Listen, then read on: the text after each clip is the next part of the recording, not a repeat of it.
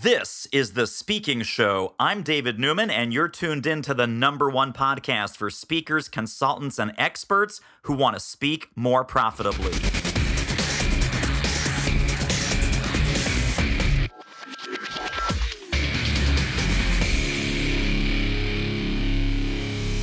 I am here with the referral man, the myth, the legend, Mr. Steve Gordon, the unstoppable CEO himself. Welcome, my friend. David, great to be here. Thank you. So you have mastered something that I think for a lot of entrepreneurs and service professionals and consultants and advisors is the bane of their existence, which is lead generation, how to get leads, how to get referrals, how to multiply and amplify the business that you're running. Talk a little bit about your own professional journey that brought you to that expertise, and we'll use that as the springboard for our chat. I love that word master. I don't know that I live up to it, but if I do, it's only because I've made all of the mistakes that I could possibly make. There aren't any left. So I started off in 1994. I got out of college and went to work for an engineering consulting firm. Great opportunity. It was a really small company and got kind of pulled under the wing of the founder. And he, I guess, ultimately decided that I was going to be his exit plan. So 4 years later, he made me the boss, said, "Hey, you're going to be the CEO." And that was an exciting and terrifying conversation, as you might imagine. But, from there, we had a great team. We grew that company and, some interesting things when it came to marketing. And we weren't as sophisticated as I maybe am now, because there were days where the phone would ring off the hook. Maybe you've had these kind of days and we didn't really know why. And there were days that it wouldn't ring, and sometimes a lot of days in a row when it wouldn't ring, and we didn't know why that happened that way either. And so that kind of got me launched on this journey of understanding marketing and how to attract clients, and referrals was, at the time, it was a big part of it for us.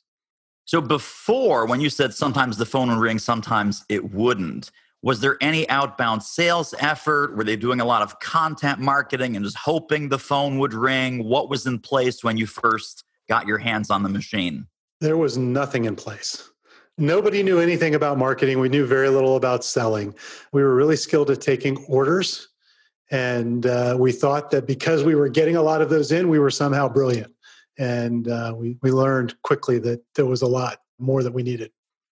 Let's talk about networking, because I know that one of your areas of expertise is networking. And of course, you've since multiplied and amplified and done all kinds of cool things with some done with you and done for you services, so that people aren't only dependent on networking.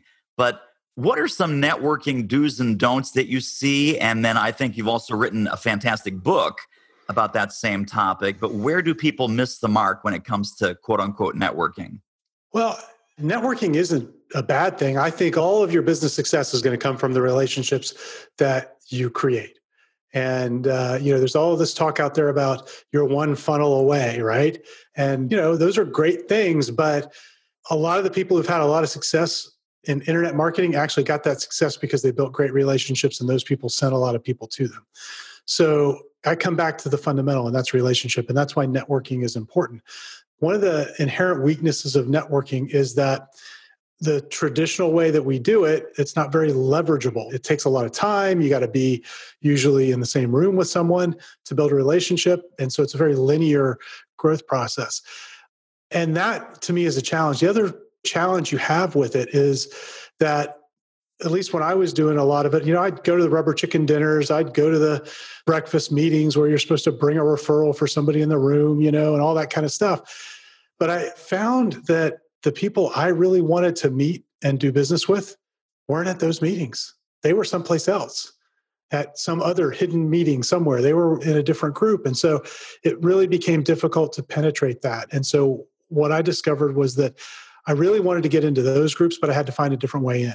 And we can talk about, how we do that now. But at the time, this is going way, way back, early 2000s, the way that we would do it is we would identify somebody and tell them, hey, we do this interview series and we send it out to all the people that we know. And we used to put them on CD and mail them.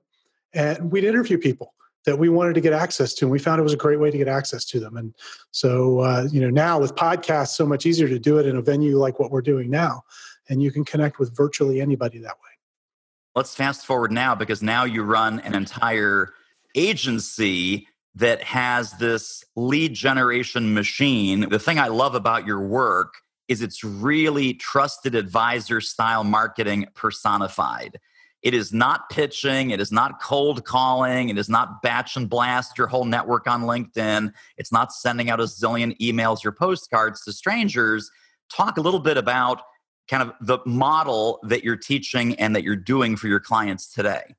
Well, so, we've been working on referrals with clients for a long time, but there was a fundamental problem with that. It required them to do work. And what we found is that most of our clients are allergic to doing much work. They don't want to become master marketers.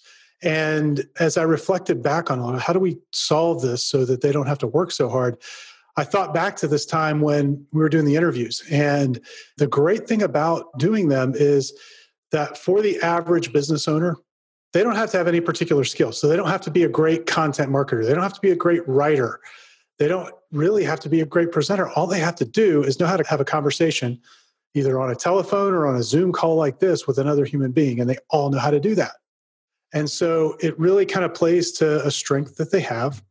And it's very, very time efficient. So instead of running all around town to these networking meetings, it allows them in just a couple of hours a week or a month to connect with some really great people. That's kind of how we got to that method. It was really looking at all of the constraints that a typical business owner has, who is not going to become, a A-list marketer and doesn't want to and shouldn't. And we started looking at, well, how can we give them a lot of the benefits of that, which you mentioned many of them, and do it in a way that they can actually execute on. And so that's kind of what we came to.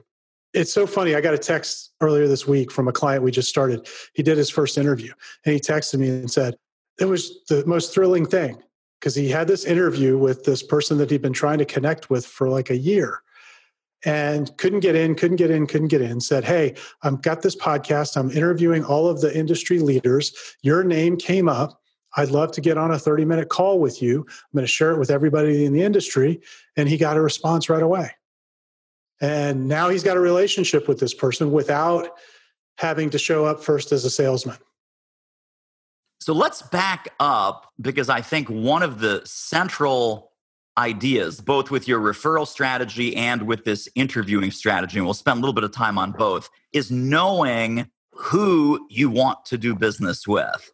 And you have this methodology where people create a list, essentially, of 100 prospects, right? The target 100 strategy. And a lot of people have talked about that, but then people say, okay, here's my list. I'm going to cold call them. I'm going to send out 100 letters. I'm going to send out 100 postcards. I'm going to send out even a $20 bill and say, hey, if you want this, I have a lot more where that came from, or all kinds of silly strategies. So we're not doing any of the silly strategies, but I think people are still a little bit stymied when it comes to this target 100. It's almost like, okay, wave a magic wand. Who would you like as your clients? I'm sure some of your people that come to you say, well, Steve, we're not really sure. We've been doing a lot of catch-can marketing. We've been doing a lot of whatever comes in over the transom. Any warm body with a checkbook who wants to talk to us is a good prospect. How do you help them focus in on who should be on that target 100 list? We take them through a process to really identify their ideal client. And we start with making a list of the 5 to 10 clients that they have right now that they really love. Like if they could clone these clients, it would be the greatest thing ever. And that often helps them see what are the commonalities, because they can think about John or Susie or Bob and understand what it is that made those clients a lot of fun to work with, made them very profitable, helped them get really great results from the work that you do. And those are kind of the fundamental criteria that we're looking for. And then we ask some questions about those clients. So where do they hang out? Is there an intersection between where they might all be involved? Is it industry networks, industry groups? Is it that they're, if you're a local business, are they all members of the same, business organization or civic group, whatever it is? And then we look at how do they think? How do they make decisions around buying the type of service that you're offering? And I think that's probably the first and fundamental criteria that you need to really think about, because often you can take two clients, put them side by side, they're identical twins in every way, except one of them thinks one way about your services and the other one thinks differently about it. One of them really values it, sees what you do as a great investment worth every penny and more, and the other one is looking for the cheapest solution they could possibly get. Which one do you want? And it all comes down to how they think. So we start there. From there, we look at demographics. And okay, well, what are the demographics that they have in common? Because that's going to get us at least in the ballpark. And with that in hand, we usually have a really good picture of who those 100 people should be. And now we can go out and begin to build a list. And oftentimes, the client will have a few. They tend to have 10 or 15 or 20. And then our team will go out and begin researching beyond that to help them build that list out. And it's a working list. This is not the list of the 100 you're ever going to work with in your entire career. It's a working list. You're going to close some of them and they're going to come off the list and become clients. You're going to find that some of them aren't qualified and they're going to go off the list, never to be heard from again. And then some of them just aren't going to be ready yet. And so you're kind of working this list always, but it allows you to go from marketing to the vast unknown internet down to, I know these 100 people by name. I've maybe visited every one of their websites, because you can do that in an afternoon. You can feel as though you know them, and now you can begin thinking about them as people. What would add value to these people? And from our experience, that's what moves the needle most, particularly in a high ticket and high trust sale, which most service businesses are. Hey, this interview is a real moneymaker. If you're serious about ramping up your reach and revenue as a speaker, trainer, or expert, book a confidential speaker strategy call with our team. The link is doitmarketing.com/call. It will be the most valuable 45 minutes you invest in your speaking-driven business. Speaking of value, let's get back to the show. Now we've got our 100 ready to go. We invite them onto a podcast. I know that you've got a very systematic methodology of certain things have to happen before they come on the show. There's certain kinds of questions or a certain questioning strategy that, like, let's say, almost like an attorney, that you've got a questioning plan, meaning you never ask a question that you don't want them to verbalize the answer to, either for themselves or for the benefit of the interview so that you get to hear it. And then there's some things that you do after the interview so that they don't run cold. Walk us through just a little bit of the before the interview itself and then some of the follow-up that converts some of these relationships into business. Absolutely. Well, the before begins with creating a wow experience for that guest. This is somebody that you want to do business with, or it's a really great referral partner that you're trying to build a relationship with, and you want them to feel special about being in relationship with you. So the first thing that we do is the minute that we schedule that interview, we put a box in the mail. And in that box, there's all kinds of information that takes care of all the questions that they're going to have, because oftentimes we're inviting someone who's never been on a podcast interview or never been interviewed in the media before. So they get nervous, they're not sure what to do. And we want to allay all those fears and make them feel really good about it, feel confident about it. And so we've got a packet of information that's going to help them through all of those questions and fears and doubts that they have. And it's also going to help them get prepared to use the interview in their own marketing, because we want to use this as a way to help promote them and give them that value up front. So we kind of teach them, here's how you're going to use this to promote it. In addition to that, we include a little gift, and we've done different things over the years, but the one that seems to be the favorite and the one we use right now is a little Yeti coffee mug. I don't know if you've seen these things, but everybody, at least here in Florida, seems to have one. And we put the logo of the podcast on there so that they can remember, hey, I was a guest on that show. It kind of commemorates the experience. And people hang on to those. And so we've actually had them photographed and put on social media, and clients have had, people record videos and post them of opening the box, which is kind of cool. It makes them feel really special. So that's the first thing that sets the stage. And then from there, when the interview begins, before you start recording, you get the opportunity to have a little conversation with the person to warm them up a little bit, build a little rapport. And then as you go through the interview, the goal is to shine a bright light on their expertise. Have a conversation, but make sure you're drawing out their expertise, because that's going to make them feel really great about the whole process. You're making them feel special. Everybody wants to talk about what made them successful or about their business or about their world. Let them do it. At the end of the interview's done, you've stopped the recording, and now you're having a conversation with them. You've probably got another 15 or 20 minutes of their time that they've blocked off if you've done it well. Take advantage of that. Don't just hang up the phone. At that point, you can kind of pivot things and you can say, hey, David, that was really interesting. I learned a lot about your business. Tell me, where do you see the business in 3 years? Where do you see yourself? What are your big goals? And it's amazing, David. They'll tell you everything that they want to achieve. And now you've got a roadmap for how you can add value to them. And that's the only way you're ever going to sell anything. But you've got now the roadmap for it. And so what I often like to do is say, well, that's really interesting. I do this podcast. I interview all of these business leaders.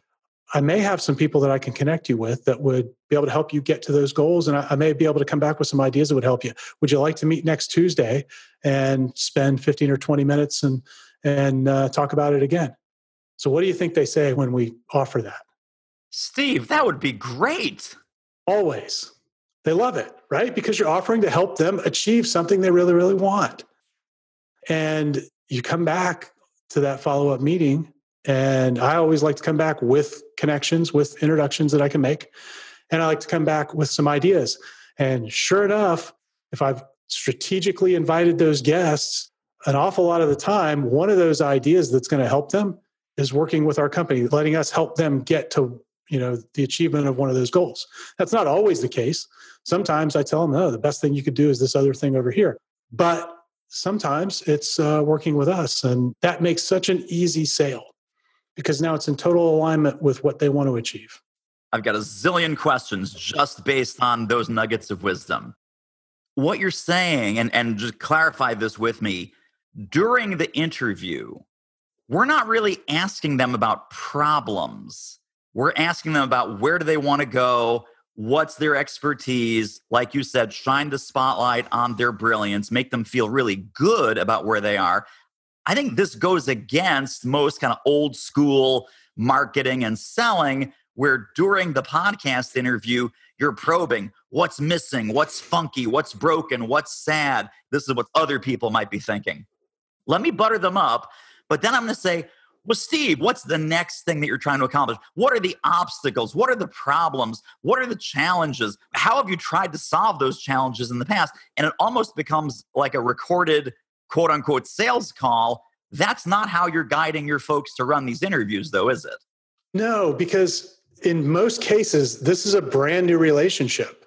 And I take a really long view towards relationships. If I'm going to invest in someone, I'm going to invest over the long haul. And this is just the first interaction. And so I've got to make them love me in this first interaction, which is why we send the box. I've been on 50 to 60 podcasts in the last year. I've never once gotten anything other than an email from folks hosting the podcast. There's nothing wrong with that, but we want them to remember this so that when I pick up the phone, whether it's the week after or if I don't find anything right away, I call them back in 3 months or I send them an email in 6 months. I want them always to remember me fondly and to respond and to be open to that communication. Because sooner or later, if I pick the people well and thoughtfully, I'm going to find an opportunity to help them and do business. We do the interview the way you just described, not the way that I said is the wrong way. And then we set an appointment for the following week. Is that generally phone, Zoom, sometimes in person if they're local? Any way you want to do it. I personally like to do Zoom, but I'm kind of at the point where that's where I meet with people by default now anyway. It's kind of nice because of the video aspect, but however you like to have meetings, there is no magic formula. And then let me ask you just some of the more zillion questions. Do we put these people on some sort of autoresponder? Do we put them in a CRM where they get a personal email every 7 to 10 days? How do we keep them warm so it's not 6 months until they hear from us again? So we do a couple of things, and oftentimes guests will come and subscribe. So if you're doing other internet marketing, you've got a free lead magnet or something like that, they're going to be curious enough that they're going to come and subscribe. I would say probably about 60, 70% of them will do that. And now they're getting your normal marketing, which is a good thing. They hear from you in a different way. But in addition to that, with our guests, we don't like to just kind of spam them and treat them as a run-of-the-mill prospect. We've invested a lot in this person. And so what we'll do is we'll usually add them to a list where they'll get an offline newsletter. Again, we want to show up very differently. These are high value prospects. We're not talking about selling hot dogs. We're generally selling, high scale consulting or service contracts. Could be 5 figures, 6 figures, 7 figures sometimes. So we'll invest a little bit. So we'll send them something offline. I like sending our top prospects a book every quarter. Can't do it for everybody, obviously, but we do all of these high end touches and then periodically just pick up the phone. And you would be amazed at how much access you can get and how much further you will go in sales if you can just do those few little things that are different and more valuable. And Steve, is there a part of this where you're almost treating them like a client before they become a client? You're being a resource, You're being a connector, you're sending them ideas and maybe a video or a checklist or, hey, Steve, this just came across my inbox from Harvard Business Review. It made me think of our conversation. Feel free to share it with the team. Things like that. Always. I've always kind of prescribed to that philosophy. And then I heard a speech by Jay Abraham. He calls it the strategy of preeminence. It's on YouTube. You can search for it there. Fantastic presentation. And the point of that is to approach any future client as if they are a client today. Take them under your care, under your wing, and before money ever changes hands, think of them and treat them as though they are a client. Very, very powerful. Let's take a step into the other channel that you are really great at, which is referrals. And I want to talk about a couple of different concepts that people, they don't get it. They don't get it, but they need to get it. And you write this and you teach this and you show your clients how to do this. One of the central themes that you make a big deal about is, first and foremost, you have to be referable. How do people know if they're referable or not? And how do they get referable if they're not quite there yet? Well, first and foremost, you've got to do something good. Most businesses do. A lot of the writing around referrals, it's based on the idea that you're going to somehow create something that's so remarkable, people will just talk about it. And that's great in theory, but in practice, it's very, very difficult. And in some industries, I would say it's almost impossible. So in the past, we've worked with a lot of financial advisors. They can't go invent some new life insurance product. The companies that they work with do that, right? So, can they do some phenomenal things on the service end? Sure. But you can also look at other ways to be referable. So you can be referable based on your personality. That's probably the easiest way to do it. You can be referable based on innovation, which is where you innovate the product or service. That's harder to do. And as you're looking at the different ways that you can kind of create that uniqueness, you need something. But more important than that is, I think, relationship with the people that you're doing business with. Because that relationship alone can make you referable if you give them an easy way to refer. Talk a little bit about this concept of a referral kit. What is a referral kit? What goes into it? What should not go into it? And how does all of that work? Yeah, so referral kit is our term for packaged up information. So if you take information you might communicate during the sales process to a potential client, answer all the questions that they have, talk about the problems that they have, talk about the consequences of those problems and about the solutions. And if you package that up so they didn't have to be across the table from you to get all that information, then that would be your referral kit. And so you might package it up in the form of a report or a presentation like a webinar or an on-demand video, or my personal favorite, sort of the gold standard of referral kit, is a book. And people go, oh my gosh, a book. I got to write a book now. I'm not a writer. Just to kind of put this in perspective for everybody, we had a client about 5 years ago who wrote a book in 2 weeks. It was, I think, a total of 12 typed pages in Microsoft Word. We packaged it up in, book format. So the number of pages grew to about 20 or 25. So David, I don't know about you, but I think that's being really generous calling it a book, but it worked. And there's something about that format of information. We know that it is got value. We all look at a book and go, okay, yeah, somebody took the time to put this together and it has a monetary value of anywhere from, $5 to, $500, because there are some books out there that are that expensive. And we usually get good stuff in it. So they look at that and go, okay, well, that's valuable. And you can get your clients now to take that piece of information and spread it to everyone in their network without worrying at all about any blowback. Whereas if they tried to refer you one-on-one to all of those people, it would be one of the most risky things they could ever do socially. The reason there's so much risk in referrals, the reason most people don't get very many referrals, is that the end result of the traditional sort of referral process is a sales meeting. And I don't know, do you like to go to sales meetings? Generally, no. I don't either. Unless I'm doing the selling, I don't like to go to sales meetings. When I'm doing the selling, yeah, they usually work out all right. But so we got to remove the sales meeting. We've got to remove all that pressure. When we use information instead of that, and particularly if you can get to the point where you've got it packaged as a book, people will share it far and wide.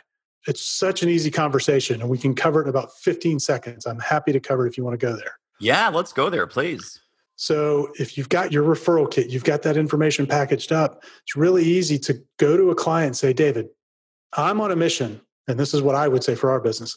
I'm on a mission to transform the way that small businesses generate business by referral. And I know that I'm not going to reach every small business owner, but I'm going to reach as many as I can. And to fulfill that mission, I've written this book. And I've written down all the insights that we've gained from working with all of our clients over the years. And David, I need your help on my mission. You know, business owners that could use more referrals, would have a better business, would have better family life if they had more clients and they could get them through referral. I want to give this gift to some people that you know as a gift, or give this book as a gift from you to some people that you know. Let's brainstorm together, 4 or 5 or 10 business owners that we could send this book to on your behalf. And clients go, well, that's different. That'd be really cool. And so you go from getting the occasional referral and getting them maybe 1 or 2 at a time, if you get them at all from a particular client, to being able to sit down with them and have that conversation and having them go, yeah, I know, Bob and Susie and Mary and John. And pretty soon they've come up with 5 names or 10 names, or, we did this with one of our clients here recently, gave me 36 names. Because they wanted to give 36 gifts. They wanted to give 36 gifts. Same client came back 2 weeks later and said, I just thought of a few more. Do you have any more books? I said, let me think about that for a minute. Yeah, I got some more books. We'll get them printed. Now, let's be clear, because I think people might pick this up and go, oh, this is great. Let me ship you the 10 books or the 5 books or the 36 books. We do the work, correct? We send the book as a gift from that referral source to the referee. Absolutely. Well, so we tell everybody this, like the best way to do this, there's good, better, best, right? The best way to do it is for you to tell your client, look, we'll do all the work. You give us the names. If you've got the contact information, you give us the contact information. If you don't have us, give us the name, the company name, or the website. We'll go do the research. And then you send that out with a nice cover letter that acknowledges that it's, coming from their friend. So that's sort of the best way to do it. But some of your clients aren't going to be comfortable doing that, and that's fine. So then you can give them the book. And it's best if you sit with them. If you got them in your office, sit with them and say, hey, I've got some notes. I'd like to write a note to each person, and I'll sign it as the author of the book. And so what are the names? Well, now they've identified these people and you know who they are. So you give them the books. Very, very important. This is a critical step. If you don't do this, you're going to have a lot of books riding around in the trunks of cars all over town. You call them about a week later and say, hey, David, I've been dying to hear, what kind of feedback did you get when you gave the books out to your friends over the last week? And they'll go, oh, I forgot. I'll get right on it, because people procrastinate. But if you call them up and all you're trying to do is bug them about giving them out, it doesn't work very well. If you're a little more elegant, you get much better results. This sounds like it's one of the differences that you talk about and speak about referral partners versus promoters. What are some of the other definitions of recruiting promoters to help you versus the traditional referral partner type relationship? Yeah, so referral partners, and I talked about it in the book, they're the people that you go and have those coffee dates with, where at the end of that, you both walk out having agreed to some mutually beneficial relationship. And then They go left out of the coffee shop, you go right. They immediately get grabbed by the FBI and put in the witness protection program. And a promoter is someone that you actually train. They don't know that you're training them, but you train them. And one of the ways that you can train them is through the interview process that we talked about earlier with something like a podcast, where you can, through the interview process, show them how to share you by sharing them. So you interview them, get all of their wisdom. You basically create a referral kit through an interview, for them, and you share it with everyone you know. Now they see how it's done, because a lot of business owners just don't understand it. And you can go back to them and say, hey, what do you say, David, if maybe we turn the tables and you interview me and we send it out to all of your people? Or would it be valuable if I went and got 50 copies of my book and you gave it to your top 50 clients? Or what do you say if we did a webinar or you did a lunch and learn and you invited all of your top connections in? Because you just showed them how you've taken and given them value by sharing them widely, and now you're giving them the opportunity to do that with you. Super quick commercial break. Isn't this interview amazing? If you'd like to get more ideas on how to start or grow your speaking business fast, pop over to our free training at doitmarketing.com/webinar. Now, I know another part of your system, you mentioned webinars a couple of times. You call it a pre-selling presentation. And this can be sitting on the website. This can be in the referral kit. Talk about what is a good pre-selling presentation and then how you deploy that for your clients. Sure. So the fundamental problem that most professionals have in selling is that you're playing multiple roles. You're the salesperson leading up to that person becoming a client, and then you've got to, run into the phone booth, put on your Superman cape, come out and solve all of their problems as the superhero. It's really difficult to make that transition because the things that you do in sales sometimes erode the authority that you need to have to now cure their, what ails them.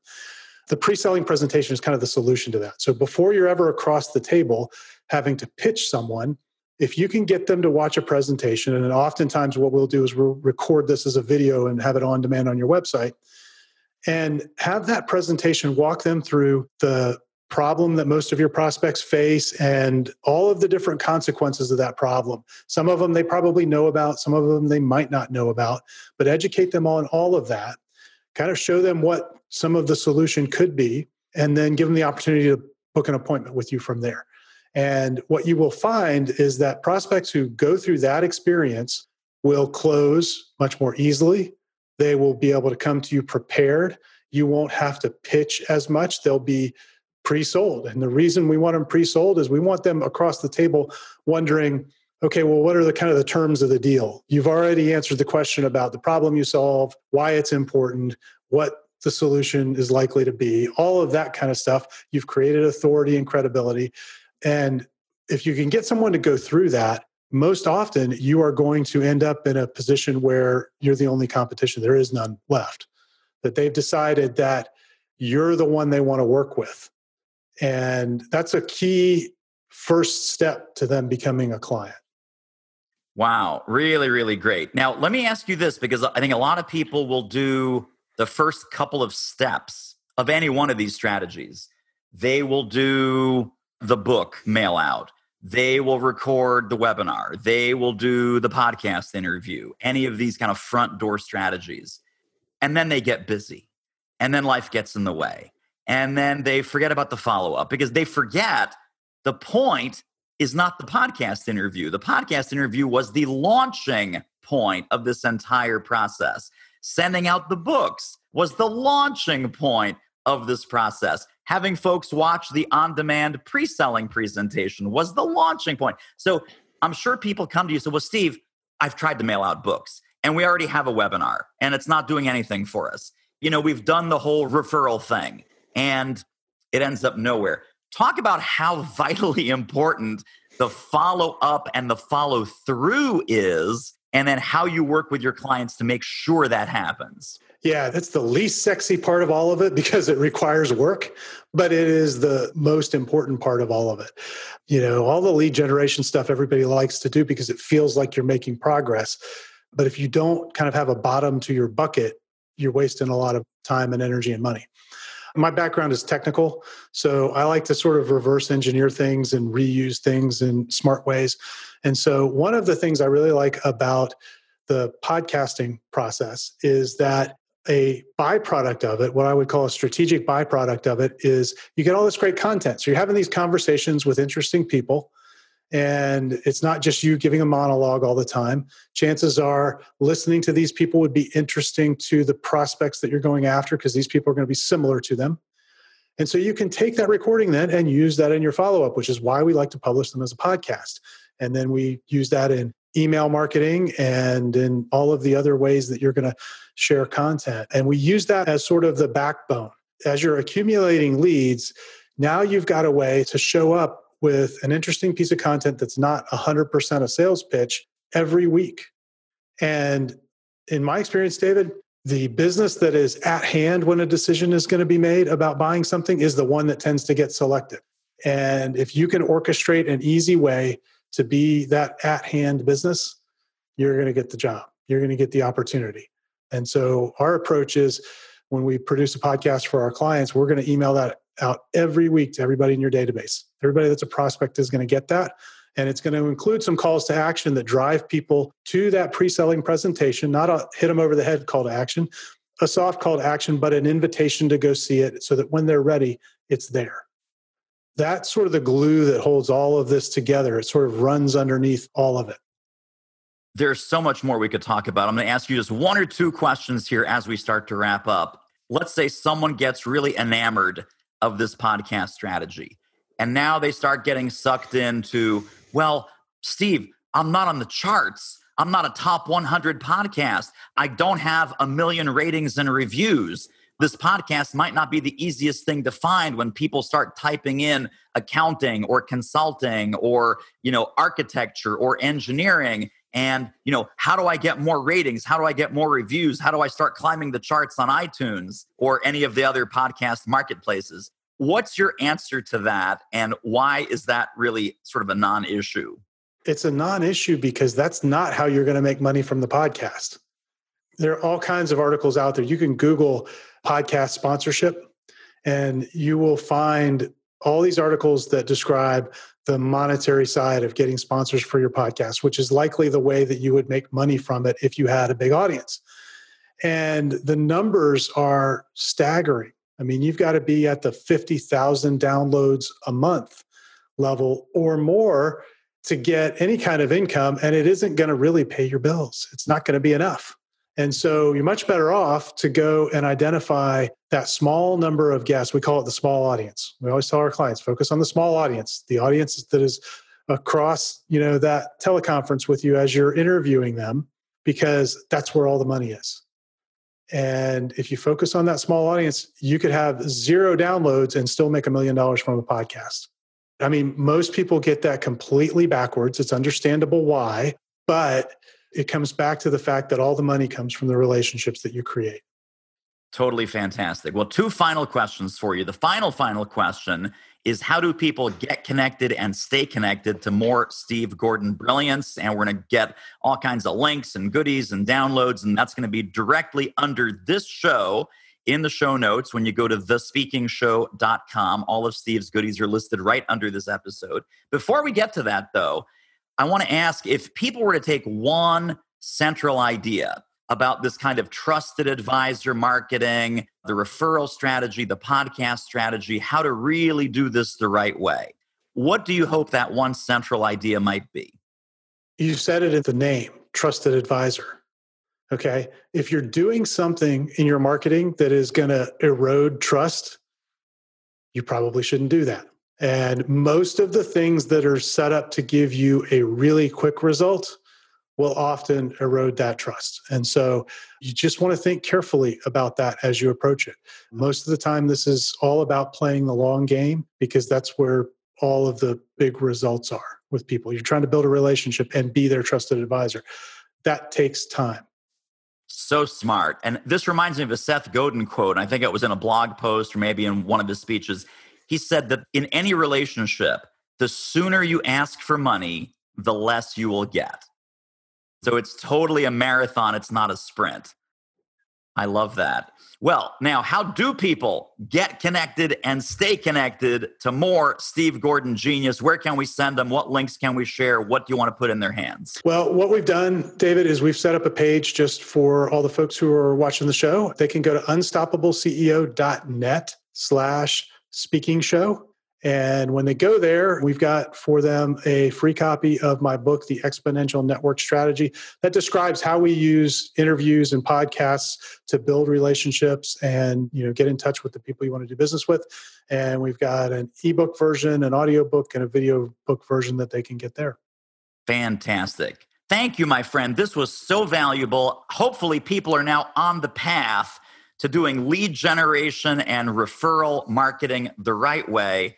And if not, grab Steve's resources. Grab them right now. Go there, unstoppableceo.net/speaking show. And it's all squished together, no hyphens. All together. unstoppableceo.net/speaking show. Thank you, Steve. This was awesome. Thanks, David. Well, that wraps up another episode of The Speaking Show. Hey, tell you what, if you like us, rate us and review us on iTunes. Subscribe. Tell a friend. Go grab the notes and downloads and extras at thespeakingshow.com. See you next time.